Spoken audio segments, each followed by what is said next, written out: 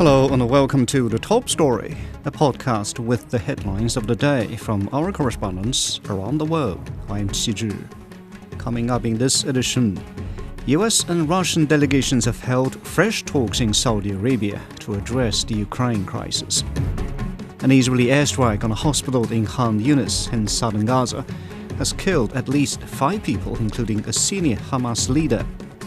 And the foreign ministers of the Democratic Republic of the Congo has confirmed the country's commitment to ending the conflict in its east through dialogue. We begin in the Middle East.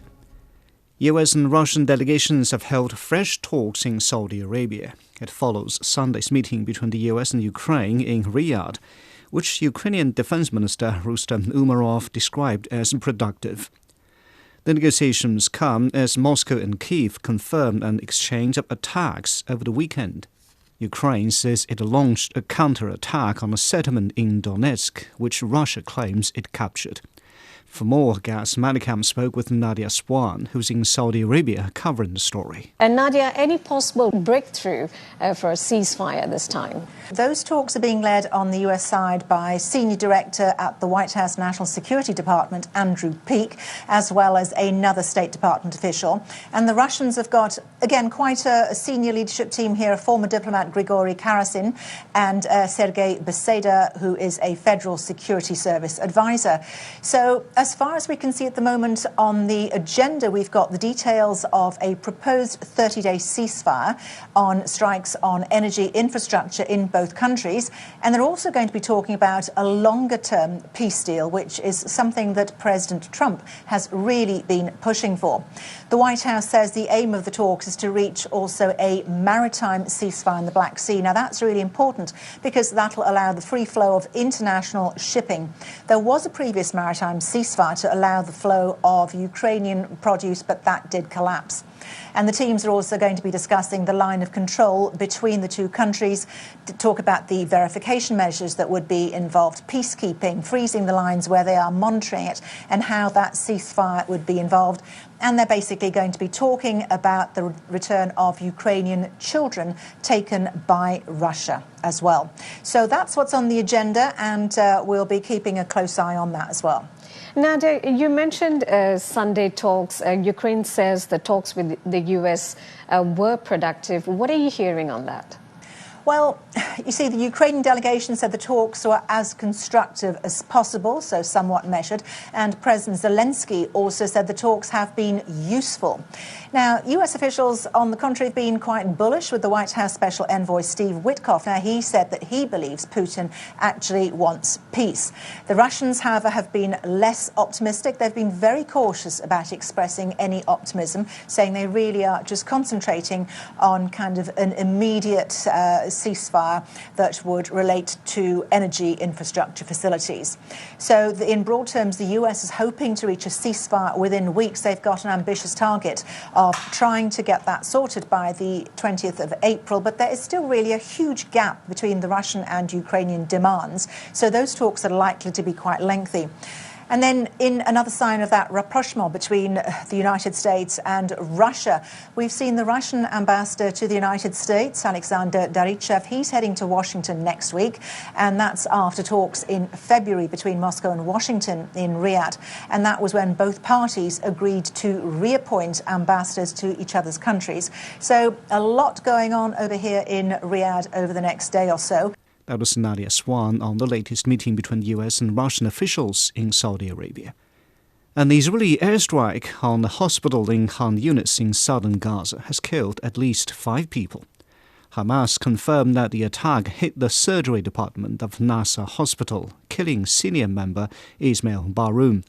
The Health Ministry of Gaza said Palestinian medics were also among the victims. Jonathan Regev reports from Tel Aviv. It's continuing and expanding, and the Israeli army sending evacuation orders to residents in northern Gaza. This following rocket fire towards the city of Ashkelon, which is just to the north of the Gaza Strip. So we're seeing ground forces beginning to re-enter the Gaza Strip, both in the north, in the areas known as Bet Laya and Bet Hanun. They're in the north. north of the Gaza Strip and in the south of the Gaza Strip in the area of Rafah. And by specifically targeting Hassan Bardawil, Israel is also sending another message. This time it is not only looking at the military leaders of Hamas, but also civilian political leaders. And the message is that Israel does not only want to try to take care of the military capabilities of Hamas, but also the capabilities of Hamas to govern the Gaza Strip. It's quite a challenge.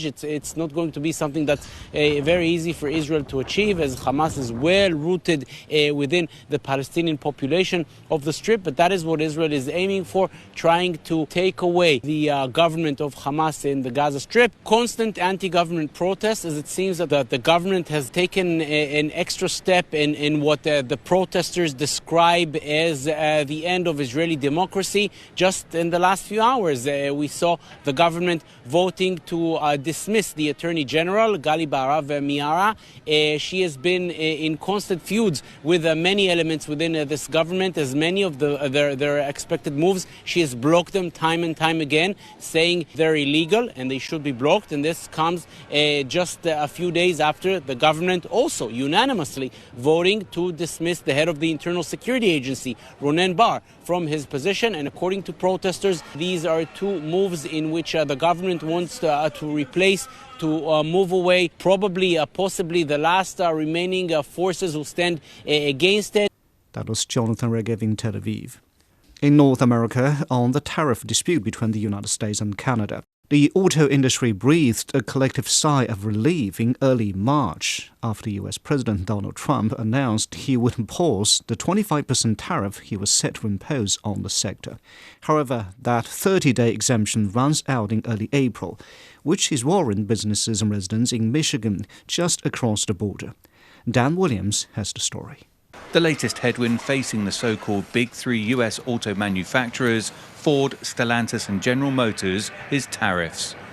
Many cars and auto parts cross the border multiple times between the US, Canada and Mexico.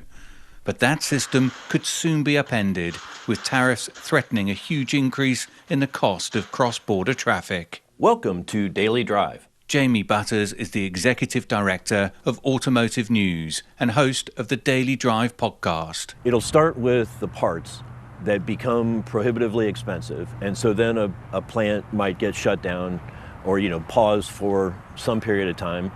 Well, then all of their supplier plants are going to be shut down too, or working less, and it can really ripple from there. Glenn Stevens Jr. is the Executive Director of the trade association Mich Auto. He says changing up supply chains is not possible in the short term. The system is very lean. It works in what we call just-in-time, pulling parts into the assembly plan just in time to make the vehicle. Nobody's going to make a quick decision on production changes. It doesn't make sense. It's very capitally intensive. You have labor issues. You have part approval processes. You can't switch production in a few days, a few weeks, or even a month. It takes time to make these changes. A few miles away in Dearborn, home to Ford's Rouge factory, locals unwind at a neighborhood bar. Some here support President Trump's America First policy, but many here are worried about their jobs. I think the potential impact is great in this community, particularly because of the auto industry, but also because of the price we're going to have to pay for produce and everything else coming in.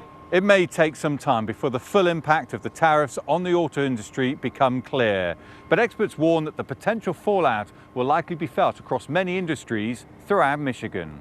According to a recent study by Fitch Ratings, Michigan's economy would likely be the hardest hit of all US states from the tariff fallout, with 19% of its imports coming from Canada, Mexico and China. You take out a manufacturing plant, it's thousands of jobs. It's probably 10,000 jobs at the suppliers that serve that. And then all of those people, they buy groceries and homes and cars and movie tickets, and they're going to be dialing back. We already have a market that's very competitive. And so anything that puts a dampening on that overall production demand, if the consumer pulls back on spending, if prices became too high in the vehicle showroom, we as an industry don't want that. It is a nervous time, not just for automakers, but for business owners and residents all across this state. That was Dan Williams assessing the potential damage of Trump's imminent tariff hike to the U.S. auto industry. Staying in the United States, reports say the Trump administration is considering imposing additional fees of up to $1.5 million on ships made in China or fleets that include Chinese-built vessels docking at U.S. ports. Experts have warned these potential fees, combined with existing tariffs, could disrupt global supply chains and impact the American economy. It is Tianshan reports from Los Angeles. Approximately 90% of all U.S. imports come through seaports, and a majority of the vessels are either constructed, owned, or operated by China, all of which could soon be imposed additional fees for docking in any U.S. port. The Trump administration is currently drafting an executive order on added port fees, and if implemented, the new policy could force shipping companies to turn to cost-saving efforts by limiting their stops at only major U.S. seaports like Los Angeles. That could have major consequences for exporters in rural areas. For a grower in the Central Valley, to have to spend another $500 to $1,000 to truck their cargo down to Los Angeles or Long Beach, get on a vessel and move out to Asia, maybe the price for that product, think of a walnut handler as an example, gets too high on a per unit basis, and suddenly they're competing with other growing nations. Shipping industry executives say that we're still far from seeing the full scope of the retaliatory tariffs play out their full impact on the supply chains, trading costs for businesses, and consumer prices. And now the possibility of adding further costs to international trade is only adding more to the instability of profit margins. It is Tianshan reporting from Los Angeles. Turning to Africa, the foreign minister of the Democratic Republic of the Congo says her country is committed to ending the conflict in the east of the country through dialogue. The statement comes as M23 rebels have announced withdrawal from a key mining town in North Kivu province. Chris Okumringa has more from Kinshasa. Fighting between the M23 rebels and Congolese forces has continued in the east of the Democratic Republic of Congo, despite a number of ceasefires called for by regional leaders. The clashes have claimed more than 7,000 lives since the beginning of this year. Congolese President Felix Tshisekedi had earlier refused to hold direct negotiations with the M23 rebels, but the DRC Foreign Affairs Minister says the suffering of the population has led the government to agree to talk to the rebels. Once again, the DRC is determined to stop the conflict as soon as possible in order to end the suffering of the civilian population. And so our decision to participate in the meeting in Angola was not just an empty promise. We fulfilled it. We regret that the M23 rebels did not respond to the call in a favorable manner. Last week, Angolan President João Lourenço called for talks between the DRC government and the M23 rebels in Luanda. The talks were postponed after the rebels boycotted the meeting, citing sanctions imposed on their leaders by the European Union. The rebels continued fighting and captured the mineral-rich town of Walikale. The town's seizure violated a ceasefire called by the presidents of Rwanda and Congo at a meeting they held in Qatar. On Saturday, the rebels announced their withdrawal from Walikale to support the broader efforts of resolving the conflict. The DRC accuses Rwanda of backing the M23 rebels in order to plunder its minerals. Rwanda has denied the accusations, but UN experts say they found evidence of Rwandan troops fighting alongside the rebels in eastern DRC. Humanitarian organizations say the fighting has claimed thousands of lives and displaced more than 3 million people since 2021. That's Chris Okumringa reporting from Kinshasa. Finally, in Asia, Monday is the final day of the China Development Forum in Beijing. The two-day event has focused on finding ways to ensure stable growth in the global economy, covering topics like new quality productive forces, AI innovations, and grain development. Zheng Junfeng takes a look. China Development Forum is an ultimate platform for Chinese policymakers to communicate directly with Fortune 500 company CEOs and chairmen, also some Chinese private company CEOs. We all see him here, people talking to each other phenomenal atmosphere. Premier Li Qiang's speech, he spoke about 30 minutes on China's consumption market, on China's willingness to work with multinationals, on China's very firm stance on holding on to globalization and encouraging multinational companies to continue to invest in China. Also, a very strong message is that China provides stability, policy stability, stable environment, stable business opportunities, and stable consumer markets opportunities for companies, including foreign companies and Chinese companies. And foreign companies are very glad to see that. Foreign company management executives are very excited to hear all the information here at the Diaoyutai State Guest House directly from Chinese policymakers. They can shake hands with them, talk to them personally or privately in a small room. It's very important communication opportunity for them. That was Zheng Junfeng at the China Development Forum in Beijing. Turkey has jailed Istanbul Mayor Ekrem İmamoğlu on corruption charges. He's President Recep Tayyip Erdogan's biggest rival.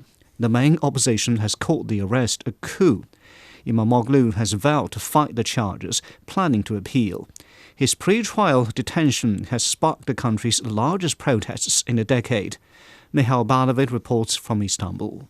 Turkey's Interior Ministry has announced that Istanbul Mayor Ekrem İmamoğlu was formally arrested on Sunday pending trial and has been removed from office. He was jailed along with dozens of others as part of a sweeping corruption investigation. The Istanbul Municipality Council is set to elect an acting mayor in the coming days. İmamoğlu has been arrested for establishing and leading a criminal organization, accepting bribes, embezzlement, unlawfully recording personal data, and rigging public tenders in connection with a financial investigation. Charges he firmly denies. In a primary election on Sunday, the Republican People's Party voted for İmamoğlu as their next presidential candidate. On Sunday night, crowds once again filled the area in front of Istanbul's municipality. Tens of thousands have been gathering here to show support for Ekrem İmamoğlu. The atmosphere is charged with anger, with frequent chants calling for the government to resign. Nationwide protests have erupted since İmamoğlu's initial detention on Wednesday. Many have turned violent, with clashes between demonstrators and police forces using water cannons and tear gas. More than 300 people have been detained so far. Critics say the arrest is politically driven as part of a broader effort to block İmamoğlu's candidacy. Legal experts have echoed concerns that the charges are being used as a tool to sideline him ahead of the election. This has essentially turned into a judicial blockade. In the end, his diploma was annulled, and now there will be an ongoing legal case regarding that.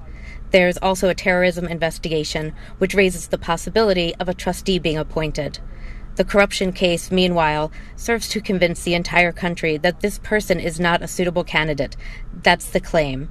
The next presidential election in Turkey is scheduled for 2028, but early elections are likely. With tensions rising, more unrest is expected in the coming days. That's Mihail Balavid in Istanbul. Now, recapping the headlines before we go, US and Russian delegations have held fresh talks in Saudi Arabia to address the Ukraine crisis. An Israeli airstrike on a hospital in Khan Younis has killed at least 5 people, including the senior Hamas leader.